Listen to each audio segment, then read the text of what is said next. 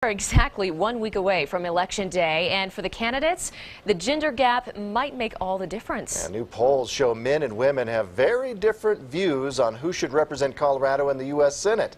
As KRDO News Channel 13's Greg Miller reports, it's because the race focuses heavily on social issues. It's not the economy or foreign policy taking center stage in the race for U.S. Senate.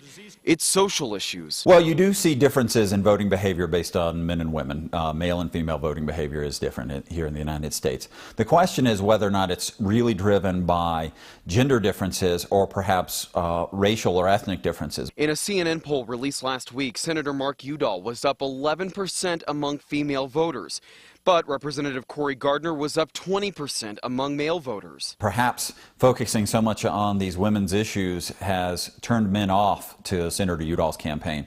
And it also doesn't seem to have really increased his vote among females. Voters we talked to say the constant ads are not appealing, and they're divided in what they want to see from the candidates. Strength and character in terms of being informative for people. Like a strength that's going to make us grow. Just hear about the issues that promote human life and improving our lives. So education being the first one, creating smarter people for the future generations so that more things be developed and produced in the future.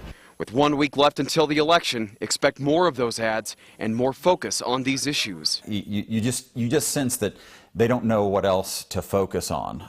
And once again, it has worked in Colorado in the past few election cycles, but I don't know that most Colorado voters think that this is as salient now as it was, say, 4 years ago. In Colorado Springs, Greg Miller, KRDO News Channel 13. And in what's called in what some called a surprising move, the Denver Post endorsed Cory Gardner, the first Republican endorsement from the paper in a decade.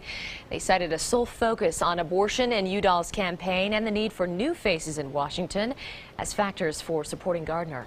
And